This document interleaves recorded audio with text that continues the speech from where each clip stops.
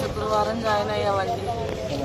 తొంటి నొప్పి అన్నాడు, బాగా తొంటి నొప్పితో అల్లాడిపోతున్నాడని మంగళగిరి తీసుకెళ్ళినప్పుడు మంగళగిరిలో ఉన్న ఆయన ఇక్కడికి మాకు ఆరోగ్యశ్రీ మీద పెట్టిస్తామని ఇక్కడికి రాసేది.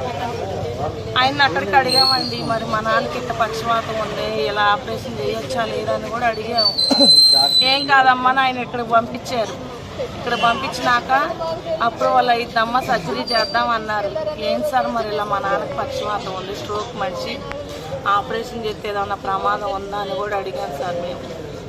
ఏం ప్రమాదం కాదమ్మా అన్నారు. ఏం ప్రమాదం లేదమ్మా అన్నారు. ప్రమాదం లేదన్నారు. ఆపరేషన్ చేశారనే సంగతి కూడా మాకు తెలియదు. లోపలికి తెలిసినట్టే ఎవరో చెప్తే మేము వెళ్ళాం పైకి. ఆపరేషన్ చేసింది కూడా ఇదిగో ఇలా చేసామమ్మా, ఇదిగో ఈ రాడ్ వేసామమ్మా అని కూడా మాకు చూపించలేదు.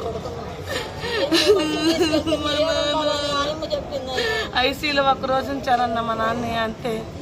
ఒక్కరోజు నుంచి ఇవాళ రూమ్కి షిఫ్ట్ చేశారు 12 అప్పుడు. రూమ్కి షిఫ్ట్ చేసేసరికి ఇంకొరకు వచ్చేసింది, మనిషి లేడు. మీ అనుమానం ఏంటమ్మా? మీ అనుమానం ఏంటి? మాకు ముందే చెప్పలేరన్నా.